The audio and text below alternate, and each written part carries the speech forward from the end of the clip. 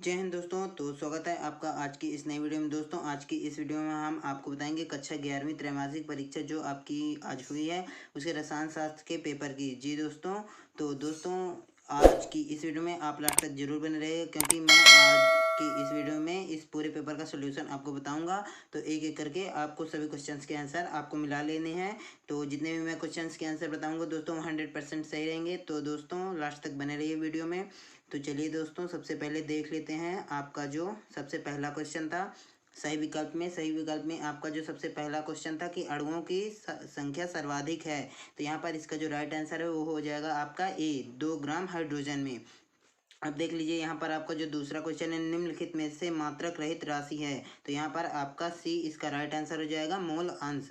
अब देख लीजिए यहाँ पर जो आपका तीसरा क्वेश्चन है कि समस्थानिक में इनकी संख्या समान होती है। तो यहाँ पर प्रोटॉन हो जाएगा इसका राइट आंसर। प्रोटॉन की संख्या समस्थानिकों में समान होती है। अब देख लीजिए यहाँ पर चौथा ऐसे तत्व जिनमें इलेक्ट्रॉन क्रमशः 4f कक्षकों में भरे जाते हैं कहलाते हैं। तो यहाँ पर ये क्या कहलाते हैं दोस्तों? सी लेंथेनाइड कहलाते हैं जिनके इलेक्ट्रॉन क्रमशः 4f कक्षकों में भरे जाते हैं। अब देखते हैं अगला क्वेश्चन। यहाँ पर आपका जो है पांचवा परमाणु क्रमांक 9, 17, 35, 53 और 85 वाले सभी तत्व हैं। तो ये वो क्या है दोस्तों? ये आपका ये उत्कृष्ट गैसें हैं ये सभी तत्व।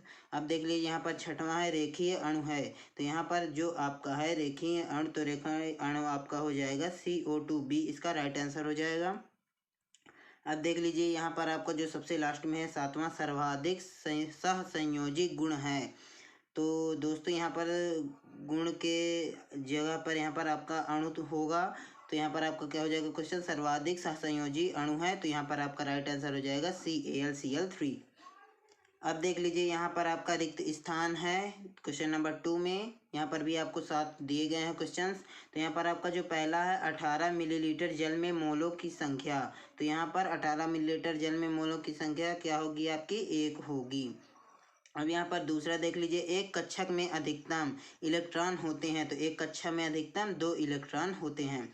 अब देख लीजिए यहाँ पर आपका तीसरा है पीपी अतिव्यापन से बंध बनता है। तो दोस्तों यहाँ पर जो पीपी अतिव्यापन से पाई बंध भी आपका बन जाता है और सिग्मा बंध भी आपका बन जाता है। तो यहाँ पर दोनों आपको लिख देने थे। यहाँ पर आपका चौथा है CH4 में रासायनिक अबंधन होता है। तो यहाँ पर CH4 में जो आपका होगा ये क्या होगा? सहसंयोजी रासायनिक अबंधन होता है।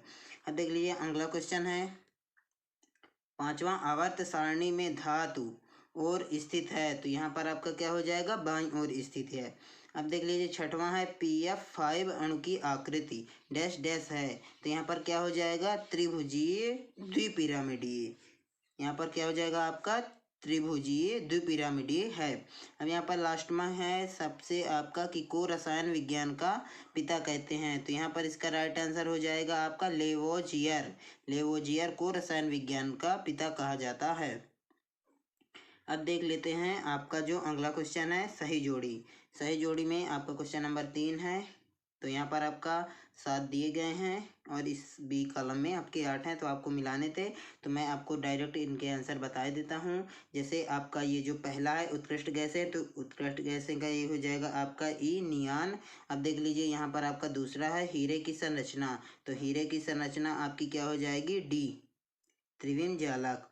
अब देख लीजिए यहाँ पर आपका तीसरा है हैलोजन। तो हैलोजन एक गैस है। अब देख लीजिए चौथा यहाँ पर आपका है CH4। तो यह CH4 में आपका sp³ संकरण पाया जाता है। अब पांचवा है क्षारीय मृदा धातु। तो क्षारीय मृदा धातु आपकी क्या कहलाएगी? कैल्शियम। ये ठीक है। अब देख लीजिए लास्ट में है क्षार धातु आपका क्या हो जाएगा? पोटेशियम। और फिर सातवां है आपका बी HF का हो जाएगा आपका द्रव है। HF एक द्रव है। अब देख लीजिए यहाँ पर क्वेश्चन नंबर 4 में भी आपके 7 क्वेश्चन दिए गए हैं। यहाँ पर आपको एक वाक्य या एक शब्द में उत्तर देना था। तो यहाँ पर आपका पहला है 500 में कितने सार्थक अंक हैं? तो यहाँ पर आपके 3 सार्थक अंक हैं 500 में। ये देख लीजिए। अब देख लीजिए यहाँ पर शुद्ध जल की मोलरता यहाँ पर शुद्ध जल की मोलरता पूछी गई है। तो शुद्ध जल की यहाँ पर मोलरता होती है 55.6। अब देख लीजिए तीसरा है अनिश्चितता सिद्धांत में क्या अनिश्चित होता है। तो यहाँ पर दोस्तों इसका आपको आंसर लिखना था कि अनिश्चितता सिद्धांत में सूक्ष्म कण की स्थिति और संवेग का निर्धारण अनिश्चित होता है। अब चौथा है कि आधुनिक आवर्त सारणी के प्रथम आवर्त में कितने तत्व हैं। तो यहाँ पर आपके 2 तत्व हैं। पांचवा है नाभिकीय आवेश में वृद्धि होने पर आवर्त में परमाणुविक त्रिज्या पर क्या प्रभाव होगा। तो वो दोस्तों परमाणुविक त्रिज्या घटेगी। अब यहाँ पर आपका है छठवां LCAO का पूरा नाम क्या है। तो यहाँ पर आपका यहाँ फुल फॉर्म पूछा गया था। तो ये आपका LCAO का फुल फॉर्म होगा linear combination of atomic orbitals. ये इसका राइट आंसर हो जाएगा।